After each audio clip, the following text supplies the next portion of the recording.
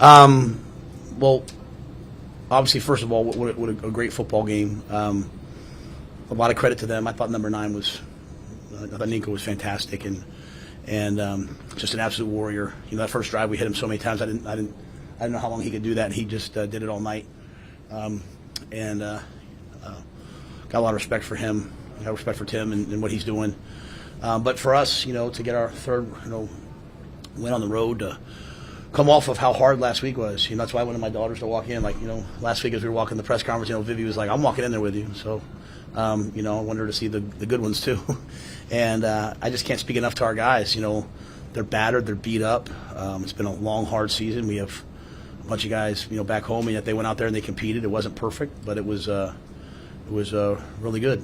And I encouraged them. I thought about all the, I saw the injury report tonight and all the guys that are out. Obviously, Dylan's out, Gunner's out, Teddy's out. And you go all the way back to like Janirin and all those guys. Just how many guys have fought for us this year and how much we care about them. I encourage them all just to send a text to those guys. Dylan was texting me before the game, like, "Hey, I got my call sheet in front of me. Make sure we do this, and this." So, just blessed to be a part of a team that has that type of character.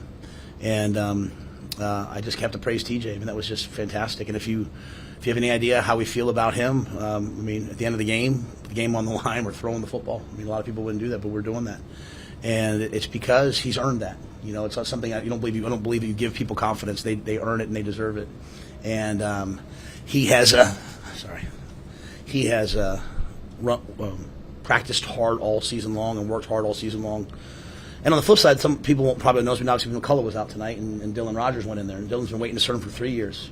And, just kind of an old school kid, doesn't come in and complain, just works hard on specialty teams. Played 9 plays last week and did pretty well, and went out there and played the whole game tonight. So really good to see guys stepping up late in the season, developing, not trying to take the easy way out. And that was a great team win. And anytime, obviously our O-line, sometimes they bear the brunt of some things, to go out there with, I don't know how much time we got the clock ball left, like 6, 7, 8, 9 minutes, whatever it was at the end, 5 minutes.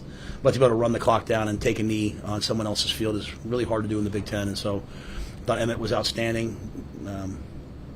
Just really proud. So I'll answer your questions. What was the week like for TJ, just getting him ready? What were the main things that you wanted to build around his strengths? Obviously there were a couple of zone read type plays that were in the game plan, but not a ton. I think that where you saw that impact was the first play of the game was a zone read. So a team like UCLA that wants to come out and play man, and what people have been doing against us is playing a lot of man and pressuring.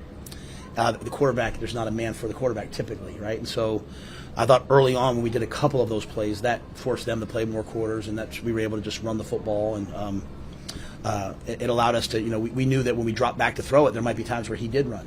And but that would be a weapon. And so we didn't change anything really. We kind of took the plays we thought would work versus UCLA, and also that we think he does really well, and let him rip. And there wasn't a time where I thought he was not on time or trying to do too much. We kept calling play action passes, and he was checking to the run, and just something mature, really mature version of a young player. You guys had that long break after your first touchdown, and that really long drive. Some offenses or players may get a little, frazzled waiting on the side, but he didn't. Is that just mature? Yeah, and I think again, I think it does speak to his maturity, and I think it was the guy, as we were coming out of the locker room. We haven't scored a lot of touchdowns coming out of the break. I don't think you guys would know better than me when last time. Maybe we've done that before. We had a kickoff return, but coming out on offense and driving the field, and man, I walked out with those guys, and Isaiah and Jacory were screaming we get to play offense, we get another drive. They were just excited to play, and so even starting the game off of that 3rd and 1, where he pulls the ball, Jacory makes an amazing catch. I just think everyone was kind of ready to do their part. Our whole message this week was to be great teammates and not saying you care for somebody. Everyone can say they care for someone, but doing a little extra. And I thought the guys all did a little extra, and that allowed TJ just to go out there and play. What can you say about Emmett? I think it's 232 yards of offense at the end. Yeah, well, he was great. He's been consistently great. Even the foresight he had on the second to last run to get down. We'd like to get the first down, but he didn't want to get knocked out of bounds, and so it's just. He's literally calling out the situation before I can even do it. He's just so mature. And, the screen, it was just a great block by Isaiah. Two great, maybe Rocco and maybe Henry or Justin, I can't remember who, just Justin, sprinting down the field. And then the throwback post was a great call by Dana. They had designed it, this week and worked it all week. It was something new that, we felt good about. And, he made the throw. And so, but Emmett's just an absolute weapon, I think he's, I see all the scouts coming in now, starting to body type. I mean, he's a pro, and it's just, I'm always going to use these opportunities to talk about things that I think help us in recruiting and all that. But like, you take guys who they don't have the success they want maybe early, and they just stick to it. It's just such a great message. So now, if I'm a freshman or sophomore, man, I want more touches. I want more things. Just do what Emmett did. Just keep getting better and better and better when your time comes. And Dylan Rogers is a great example. Just keep to do it that he did. And so I just really proud of those guys, and I'm really proud of Emmett. How does that just little extra bit of mobility that TJ brings, did that open up what Dana's able to do? Like I said, we call the same plays. It's just a matter of there were a couple times where we took it. We called a play action pass shot early on, and they split the thing, and he ran for yards. I just on the flip side, literally, we're in the huddle and we're like, their whole offense is the quarterback running. We were doubling people and bracketing people and playing great coverage, and we got a couple sacks, and we had a couple more that we had them in our hands. But just college football, the quarterback who can pull it down and run makes it really difficult, as long as they can also throw it. And I think that's the one thing with TJ. All week I just kept saying to him, hey, 3 weapons, man, 3 weapons. You're not a dual threat player. You're a triple threat player. You've got an arm, you've got feet, and you've got a brain. And I think that's really important. It's you don't want to just go out there and run around and create havoc. He made the right checks, the right plays. He was really professional. Glenn did a great job. Not just this week. You can't get a guy ready this week. It's the whole season, right? And it's really Dylan's mentoring the whole season. What Dylan's done for TJ and just embracing him and bringing him in the fold, I think, has allowed TJ and pushed TJ to this point where he was more than ready for that moment. Have you already heard from Dylan? I haven't even checked my phone yet, but I was hearing from him before the game, and I shot him a text at halftime, so I was like, "Hey, what's next?" But I know how excited he will be. And I know the guys asked me, "Hey, can we grab a ball and bring it back for him?" So, we love Dylan, we love TJ, we love all the guys, and they're all excited to see them all play well. How big was the middle 8? You guys obviously were able to control the second quarter at the end and come out and get 7. That felt like kind of the tipping point of the game. You got 14 points in those moments.